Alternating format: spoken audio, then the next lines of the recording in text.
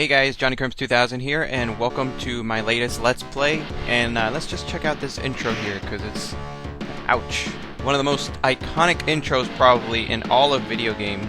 Certainly, probably one of the most iconic intros in pretty much any arcade game, really. Yes, I am doing a short Let's Play of Street Fighter II, The World Warrior. Now, let me just get this out of the way. This is the original version. Well, technically it's not the original version. I'm playing this off of the Capcom Classics Collection Volume 1, as you see all there. But this is the original Street Fighter II. So yes, as you can see there, only 8 playable characters. Ryu, Honda, Blanca, Guile, Dhalsim, Zangief, Chun-Li, and Ken. All looking rather horrible, I might add.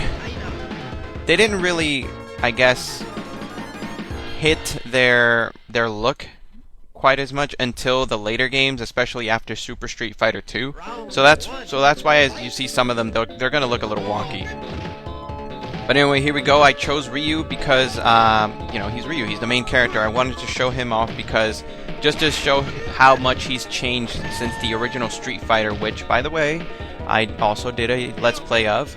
If you want to see how vastly different this game was from its original, you can go ahead and check it out. There's going to be a link at the end of this video so that you can go ahead and check that out as well. But anyway, this is Street Fighter II. Who doesn't know what this game is about? Obviously, this is probably the most revolutionary, probably next to Pac-Man, the most revolutionary arcade game of all time. It certainly changed how fighting games were going to be all the way up until, you know, these days. Pretty much forever, really. But yeah, we're fighting here Chun-Li. Chun-Li likes to move around very quickly. I mean, everybody knows Chun-Li. Right now, this video, I'm just going to talk more about, I guess, the impact that Street Fighter II had on the world of video gaming. Just a heads up, I am planning on doing multiple versions of Street Fighter II because, as some of you may or may not know, there were, well, I think it's pretty common knowledge here. Oh, by the way, they did the portrait of Chun-Li wrong. She's wearing an orange dress instead of the blue. They changed that in future editions. They also changed Zangief. Zangief is also a bit off because he has what is it? The straps on his attire or whatever in his portrait picture, though he doesn't have those in his actual attire when in game. But anyway, yeah, Street Fighter II had many different versions of it. It's, you know, it's a running gag really in the world of video games that Street Fighter II probably has the most revisions of any game in existence. As I said, this is the original version. I am planning on doing another version in the future. I'm not exactly sure right now which version. Probably the Champion Edition, but I am going to skip Street Fighter II Turbo and maybe Super Street Fighter II and go straight to Super Street Fighter II Turbo. Or even the HD. No, I'll do Super Street Fighter II Turbo. But, yeah, that's, you know, there's a version of the game. The original version came out in 1991 in Japan, in March 1991 for the arcade, and 1992 in America. So I really grew up with this game. In fact, I'll go ahead and tell you guys a little bit about how I got into video gaming. I was about 3 years old, maybe, when this game first came out, here in America at least. And this is probably the reason why I got into gaming. My grandmother had a small little grocery store right down the street from where I lived. I mean, her store kind of doubled as both her house, like the lower half of her house was like the little mini grocery store, and the top half, the second floor, was really where she, her and my cousins and things like that stayed at. So in her store, she actually had arcade machines and things like that, and one of those games was Street Fighter II. So I remember going in there, playing this game, and just being amazed at how awesome the game was. I mean, even back then, when it was just first released, you could tell that... Oh, by the way, this is the portrait that I was talking about of Zangief. Look at those straps. Those things don't belong there. What are those? But just simply amazed at the quality of this game, like the graphics, and just hearing Ryu like doing his Hadouken and his Shoryuken immediately just became iconic. And that's really the reason why I got into gaming, or one of the reasons really, just seeing this game. So this game does have does hold a big, special place in my heart. because it's literally the reason why I got interested in gaming in the first place. And look at this, booyah! Shut your mouth, Zangief. So, I guess I can talk a little bit about how different this was from the original, and why, for the most part, most people remember this game being the beginning of Street Fighter. A lot of people actually think that this is the first game in the Street Fighter series, even though there's clearly a 2 in the title. In fact, a lot of the you know, the merchandises and things like that pretty much just forgot the fact that there was even a Street Fighter 1 to begin with. I mean, when you think about Street Fighter, the Van Damme movie, if I'm not mistaken, the Van Damme movie was called Street Fighter the Movie. It made no reference to Street Fighter 1. I mean, the title of the movie itself is Street Fighter. You know, no Street Fighter. Actually, my mistake. The actual official title of the movie is Street Fighter: The Ultimate Battle. I missed the part where it's very ultimate. But anyway, here is the car beat 'em up game. I'm just gonna go ahead and say it right now. I fail at this. I'm not very good at this mini game, unfortunately. There, I said it. I can never remember what part of the car I have to beat up, because there is a series that you have to go through, like, you know, you have to beat up the top portion, and then you have to move down to the bottom portion, but the bottom portion won't open up until you beat up the top portion, and it can get kind of messy, so I don't end up getting this. I promise I'll do it in future versions of this game. But as I was saying, like, the original Street Fighter was pretty much ignored. I mean, even by Capcom. You know, like the Street Fighter movie, like I was saying before, it was pretty much Street Fighter 2. It's entirely based on Street Fighter 2, but it was still just called Street Fighter. So, oh, and by the way, best video game theme of all time here, right here, the Guile's theme goes with everything. And you know, going from Street Fighter 1 to this was a huge step. I'll go ahead and say that this is, you know, in the top 5 of the best. I mean, I'm gonna go ahead and say it. This is the #1 for my money. This is the #1 best sequel of all time. You know, it's up there with you know, Mega Man 2 and Super Mario Brothers 3. But for me, this was absolutely the best, because when you look at Street Fighter 1 compared to this, it's amazing that they're in the same series. You know, things just were a lot more fluid. The graphics, as you can see, are amazing. When you think about this game coming out in 1991, I mean, when you think about it, what else was out in 1991? You guys can just simple, you know, Google will tell you what other games were out. You know, this is the time when the Super Nintendo was out and things like that. And the Super Nintendo did get a good port of this game, but it was just like, you had to go to the arcade for this, you know? But yeah, Guile beat me. This is the thing, guys. I decided not to do heavy editing with this. I did edit Street Fighter 1. Well, the only part that I really edited was my fight with Sagat, only because it was such bull crap. I ended up spending like 15 minutes with him. And if you don't know what I'm talking about, you can check out my Street Fighter 1 Let's Play, clicking on the link at the end of this video. Yes, that is, you know, shameless promotion, but screw it, it's my channel.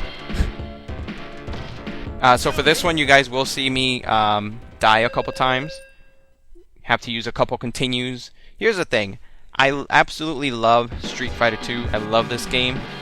But I was never all that particularly good at it. I mean, I'm good at it, but I'm not tournament good at it, if that makes sense. I think for me, the one game that I'm like the best at is the Capcom vs. SNK 2. That's the game that I'm really good at. And here we go, Dhalsim. Dhalsim, obviously, a lot of people know him for being that stretchy guy. Here's a bit of a trivia for you guys, because I know how much you guys love my trivia. I try to put trivia in almost every piece of gaming, but this is this is my little piece of trivia for this video, for Street Fighter 2. One that I don't think a lot of people know about. the thing with Dhalsim is that a lot of people remember him as being the stretchy yoga guy from Street Fighter 2, and there's a nobody really knows where that comes from. You know, like a lot of, granted, Street Fighter is like you know really over the top and things with with its characters and things like that, but at least they have some form of origin with their martial arts styles and things like that, and nobody could really figure out where Dhalsim's style comes from. I mean, whoever saw, a guy stretching out his limbs like that? Well, here's the thing, folks, is that he was actually inspired by, he does have a particular fighting style that he is based off of, called Kalari Payatu, which is one of the first forms of martial arts, and it's a fighting style from India. If you don't know what that is, if you want to learn more about it, there is actually a documentary known as, I can't remember if it's one of the two Nat Geo Discovery martial arts documentary shows that they did, like one martial art per episode. I can't remember if it's, what is it? It's the deadliest. No, I don't know. I can't remember, but it is a real style, and you guys can look it up on YouTube. Look at it; it's pretty cool. But the other thing that Dhalsim was inspired by was from a character, an Indian fighter from a movie called Master of the Flying Guillotine, which was a 1976 sort of kung fu, that kind of movie. And in it, they had a guy who could extend his limbs. The Indian fighter could extend his limbs. So that's actually where Dhalsim came from. That's who he was inspired by. And you can also go ahead and look up video clips of that movie. Again, the name is Master of the Flying Guillotine. Look it up on YouTube. It's pretty cool. Seeing sort of like a real life Dhalsim. I mean, it's not real life, but it's interesting. To see like this is where Dhalsim came from. And this is E Honda. I do remember E Honda because when I was a little kid and I was first looking at, the big kids playing and things like that, as I said before, this game just exploded. So the tournament scene was cray-cray. But I do remember when I was first introduced to Honda, the only thing I could think of was, why is this man wearing a skirt? And why are we able to see up his skirt and look at his red thong? Yeah, that was it. The cool thing about this game, though, is that it is extremely well balanced. So for somebody like E Honda, who doesn't have a projectile weapon, he can still, dish out the damage here. So even though I pretty much murdered him, I'm not gonna deny the fact that I maybe spammed the Hadouken a little bit too much.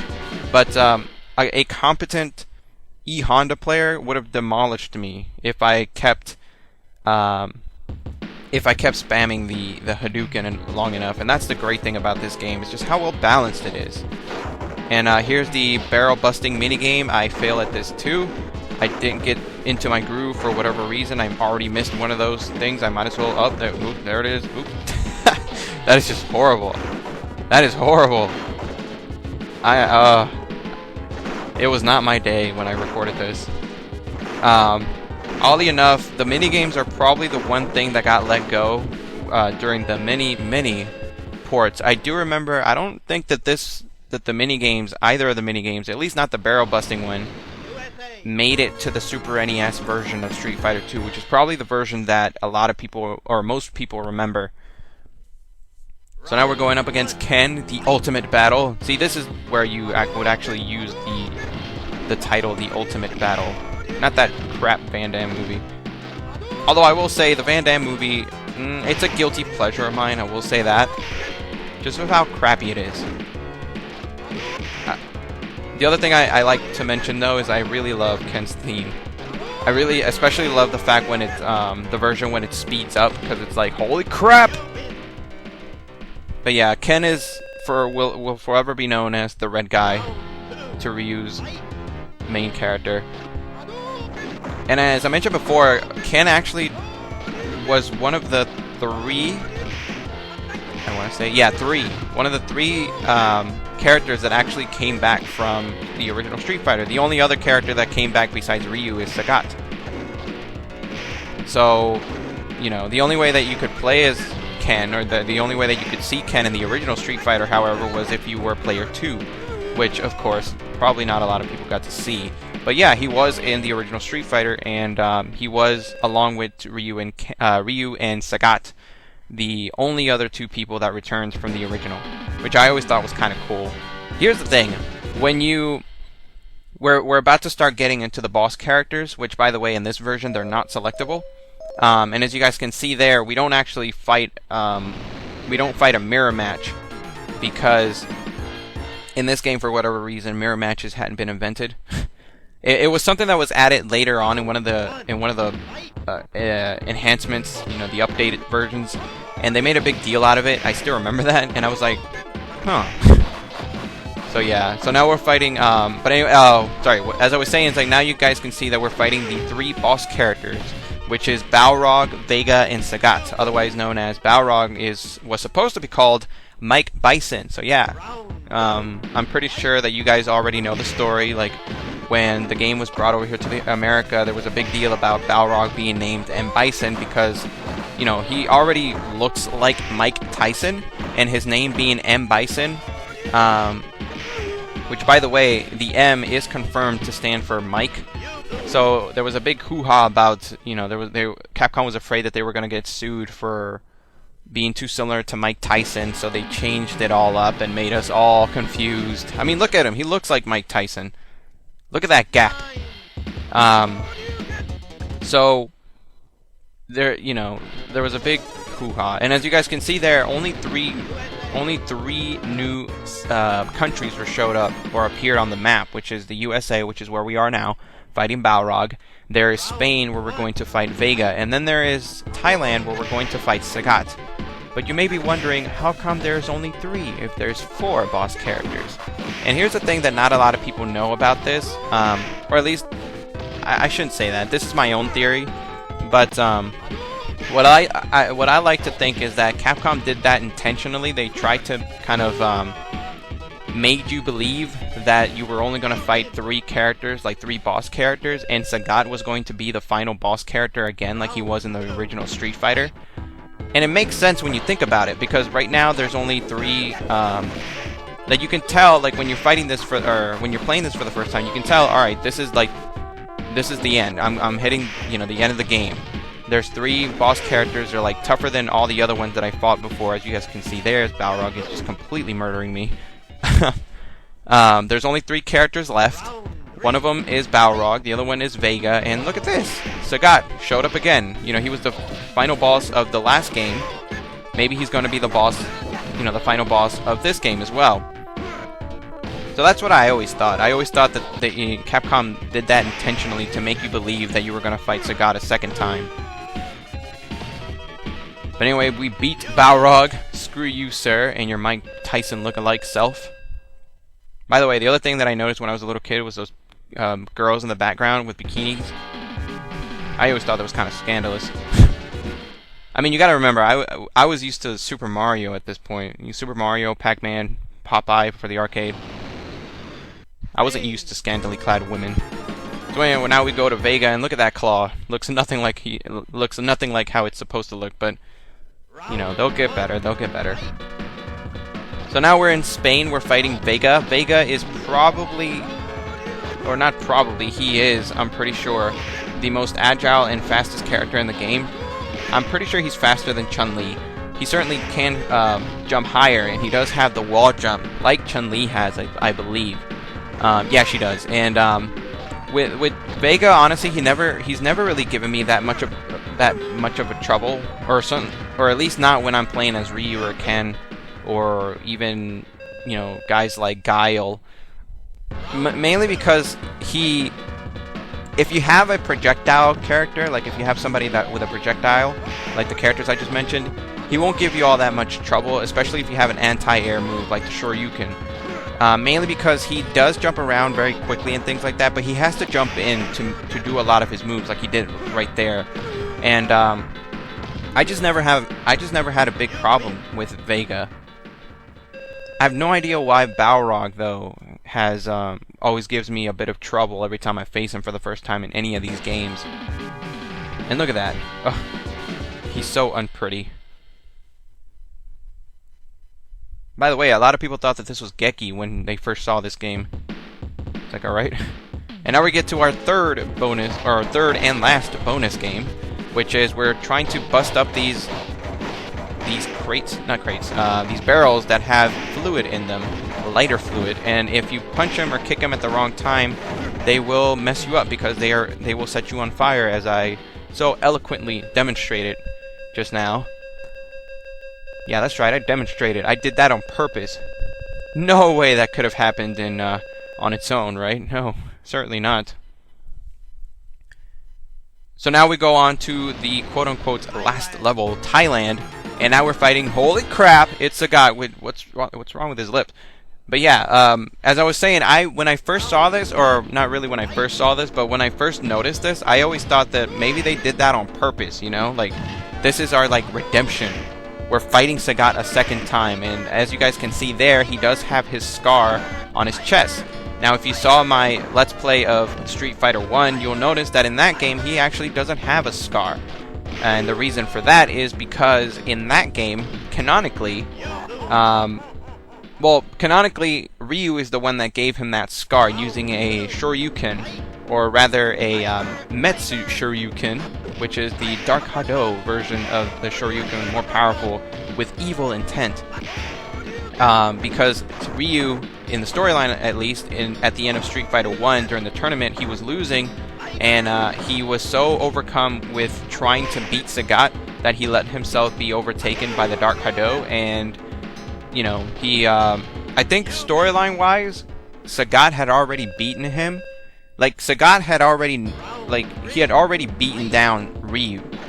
Ryu was on the floor, he was, you know, pouting, or Ryu was pouting, and he was, like, all mad and stuff like that, like, why can't I beat Sagat?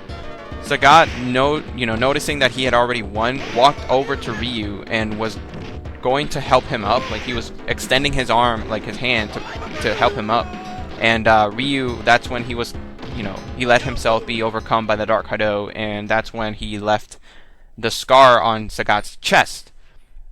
So that's why in the original game he doesn't have the scar yet, but in this game, where we see him a second time, he does have that scar. So that's a very interesting thing. And yeah, as you can see, I lost. The thing with the thing with Sagat is that he has two things that, or rather three things, I would say, that can really make him difficult. The first one is that he loves to spam those tiger shots. In fact, one of my friends just called him Taiga Shot. That's kind of like our nickname for him, because that's all he does. Like, when you're far away from him, that's all he does, is just spam that freaking tiger shot over and over and over again. And the thing is, he has two levels. He can go high or he can go low. So you never know where he's going to come from. The good thing, though, with that is because he loves spamming that so much, you can jump over it, or try to jump over it and try to get a free hit in. The only problem is that it's a little harder to jump over this tiger shot if he does it on the top level, like the top tiger shot, because that one, you can have a little bit of difficulty jumping over that. The other thing that makes it a little bit hard to beat is that if you do manage to jump over that tiger shot, whichever version it is, whether it's the low one or the high one, he does have an anti-air move, which is his tiger uppercut, which essentially is just his version of the Shoryuken, and it works just the same way, where it's just it'll just cut you off just like that and make life hard for you. And look at that, right when I say it, he does it. So yeah, so as you guys can see there, I tried to jump over the flurry of tiger shots that he was sending me, and while I was in the air, he just anti-aired the hell out of me and tiger uppercut me into submission. And there he goes, spamming the tiger shot. The last thing that I would consider him, or the last thing rather that makes him difficult in my opinion, is the fact that he has such long reach just with his regular moves. Obviously Sagat is a very tall person, and they do a good job at kind of demonstrating that fact, because his kicks, my god, I mean, even his regular punches, the reach on them is so like great that it's amazing. So that can also make it a little bit hard. But of course, we triumphed over Sagat, and surely this is the last boss, right? This is surely what? Who is this guy? M. Bison. Oh, look at that communism star on his hat there. So yeah, surprise! Game's not over yet. Now we have to fight the real final boss, M. Bison. And we're again in Thailand. I never understood this, but I guess his base is in Thailand. I never understood why. And yeah, M. Bison can be a bit of a pain. Or not a bit, but he can be a pain. The thing with M. Bison is that the thing that I find that makes him so hard is, first, his speed is amazing. As you guys can see there, he can just walk up to you and grab you like it's no tomorrow. And in fact, that's pretty much how I lose a lot of the times when I fight him. It's not his regular moves. It's not his his special moves or anything like that. It's just the fact that he can just walk up to me and grab me and throw me like, like yesterday's dinner. The other thing about him is that he has such a high vertical leap. I mean, look at that. It's crazy. Like, he jumps once and he's already over you. I think that M. Bison, I'm pretty sure, has the highest jump of any of the characters in the entire game. So that can make things extremely difficult. So the combination of speed and the height of his jumps, pretty much just jump over any of your attacks, really. I'm pretty sure he can jump over at least the small or the short jab version of Ryu's Shoryuken, maybe even the medium. So that's crazy. The other thing that can throw you off is that freaking slide kick that he just did. Now, if you don't know, his slide kick can, when you block, obviously, when you do a regular block and somebody tries to do a sweep on you, it's obviously going to hit. But the thing about it is that most of the time those sweeps come a little bit slow, so you have time to go ahead and press the down button on your controller so that you can still block the low sweep. The thing with M. Bison though is that freaking sweep kick comes so fast and it hits you so quickly that you don't have time to react most of the time, especially when he's in close like that. I mean, look at that. He's just walking towards me like it's nothing. And like I said, I wanted to show this off. I didn't feel like editing this out, just because it wasn't as bad as the Sagat fight from Street Fighter 1. The thing with the Street Fighter 1 fight versus this fight is that the Street Fighter 1 Sagat fight is basically just dumb luck. It's dumb luck if you actually end up beating him. With the M. Bison fight here in Street Fighter 2 is that most of the time it's just based on on skill, like getting the chance to noticing M. Bison's moves and being able to react to his moves and things like that. So I ended up showing this just because basically just showing like a typical fight against M. Bison. This is how the fight will progress. You'll get beat up a couple times, or a lot of times, as I did right there. But then eventually you'll just start, noticing his combinations, his I should have called it his look at that. He just walked up to me and threw me. His quirks, his patterns. That's what I meant to say. His patterns, and eventually you'll just find the way to beat him. That's just how the M. Bison fight is, and that's the wonderful thing about this game. Again, it's very well balanced.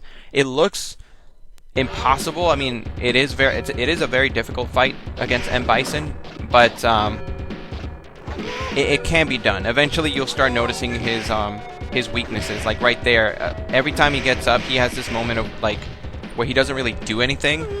So you can just hit him with a projectile, close it in, and continue with your flurry of awesome kicks and maneuvers. What are we up to now? Like my 4th time being killed? Oh Jesus. Get lost, you can't compare with my powers. I think at this point, so early, I don't think that I may be mistaken. No, well, yeah, it has to be, because I don't think his psycho powers were really made apparent in the storyline. I could be mistaken though, since you couldn't play as M. Bison until the Champion Edition, which allowed you to play as the boss characters. You wouldn't be able to see his special ending where he takes over the world and shows everybody like, with my psycho powers, I will take over the world. Freaking A, man, look at that. That's the other thing that I will say about M. Bison that makes him really annoying, is that stupid bicycle kick of his has a really high chance of making you dizzy. As you guys have noticed so far, every time I fought him and he uses that bicycle kick, like 7 times out of 10, he'll make me dizzy right after him using it. Can be really annoying. And boom, you just gotta keep the pressure, man. You just gotta keep the pressure. Booyah! Booyah! One more. Boom! There you go. I think that's the first time I beat him so far in this entire playthrough. That's just sad. I also want to know what the deal is with the people in the background. Why are they cheering while this man is like pretty much just killing me? Look at that. If he had connected with those 2 bicycle kicks, I would have been done. I would have gotten dizzy, and then he would have just come near me and just grabbed me. Oh Jesus, this is like insane. So yeah, we're nearing the end of my playthrough here, my Let's Play. So I'm just gonna go ahead and say it. So and since I can end this a little bit early, I mean you guys can just look at this. I'm about to die. Spoiler alert. He's gonna gut check me with his Psycho Power Fist. I promise the next time I am going to get him though. But yeah, as I was saying, Street Fighter 2 was a very, for me, like I said, just to get my perspective on this game. Mainly because I'm kind of running out of things to say. At this point, I'm just getting beat up constantly by M. Bison. My views on Street Fighter 2 are this: it's one of the greatest games of all time. I have no problem saying that. It definitely revolutionized the arcades for fighting games and everything like that. If it wasn't for Street Fighter 2, you guys wouldn't have Soul Calibur or Tekken or Virtua Fighter or Guilty Gear or none of that stuff. So, you know, I think a lot of people think that it's, you know, overhyped and it's sort of like overpraised, overrated maybe, but you have to understand, back in the day when this thing came out, we weren't used to seeing games like this. Right now, maybe it may look a bit archaic, but, and what the crap? M. Bison just, like, stared at me right there. Have no idea why. Can I do it? Booyah! Now I remember why I left this in. His inaction led to his undoing. But, yeah, I mean, Street Fighter 2 is an amazing game. If you've never gotten the chance to play this game, first of all, what's wrong with you? It's only available for like every system known to man. And yeah, if you're any kind of fan of old arcade games, or certainly if you're a fighting game fan, you definitely need to play this game. The original version, a lot of people have played the other versions, the updated versions, but I, you know, played this version just to see where it really all started from. And booyah! I finally beat M. Bison, and who would have thought it would have came because he had pity on me and decided not to kill me when he had the chance. So yeah, this is the ending for Ryu. Every character has a different ending. I'm not showing them because, hey, I don't have time to play everybody's characters. But you can just find them on YouTube very easily. This is actually a very strange ending, just because you see M. Bison and Sagat be there so nonchalantly at the podium. I mean, after learning about who M. Bison is and the crazy things that he's done to people, you look at that and be like, that's very strange for him to do. Just accept the fact that he's second place. He would have probably just killed everybody on the spot. So yeah, guys, that was Street Fighter 2, The World Warrior. I hope you guys like it. As you guys can see there, I'm saving because this is on the PlayStation 2, Capcom Classics Collection Volume 1. So yeah, that's Street Fighter 2. I've done Street Fighter 1. If you haven't seen that, go check it out. I will do Street Fighter 2, the Champion Edition. I do believe that's the next one on my Street Fighter lineup. So yeah, I will see you guys in my next video.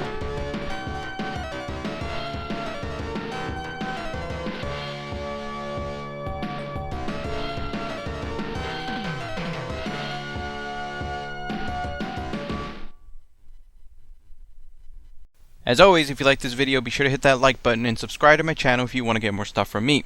In the meantime, if you like my videos, be sure to find me on Twitter, Tumblr, Raptr, and Screwattack.com to see the other gaming-related content that I upload. Info is in the description. Who knows? Maybe you'll like my stuff. Maybe. Maybe.